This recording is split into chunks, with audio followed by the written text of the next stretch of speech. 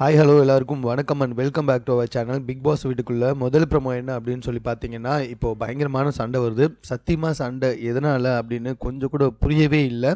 எல்லாருமே மாற்றி மாற்றி பயங்கரமாக கத்திக்கிறாங்க. அன்ஷிதா கத்துறாங்க, பவித்ரா கத்துறாங்க, முத்து கத்துறாரு, ஏன் நம்ம ஜெஃப்ரி கத்துறாரு. ஜெஃப்ரியை வந்துட்டு எதிர்த்து நம்ம ரஞ்சித் சார் கத்துறாரு. கடைசியில் ரஞ்சித் சாரே நீ சரிதான் ஜெஃப்ரின்றாரு. சார் நான் உங்களை எதிர்த்து பேசல சார், நீங்கள் சொன்ன ஒன்று வச்சுட்டேன் தான் சார் சொன்னேன் அப்படின்னு சொல்லிட்டு ஜெஃப்ரியும் கத்துறாரு.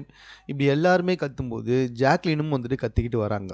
அது வரைக்கும் அமைதியாக அந்த விஷால் திடீர்னு பயங்கரமாக வந்து கத்துறாரு ஜாக்லினை பார்த்து.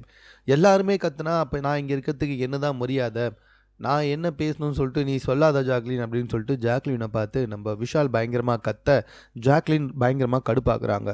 எல்லாரையும் வந்துட்டு கத்துற ஒரு மாதிரி பேசுகிற, ஒருத்தர்கிட்ட கத்தாதீங்கன்ட்டு அமைதியாக சொல்கிற, என்கிட்ட மட்டும் கத்துன்னு சொல்லிட்டு அமைதியாக சொல்கிறியே ஏன் அப்படின்னு சொல்லிட்டு கொஸ்டின் கேட்குறாங்க.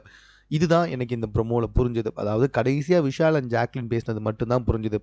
எல்லாருமே தான்டா கத்துறாங்க, ஆனால் மற்றவங்க கிட்ட அமைதியாக கத்தாதீங்கன்னு சொல்லிட்டு என்கிட்ட மட்டும் கத்துறியேடா ஏன்டா அப்படின்னு கேட்குறாங்க.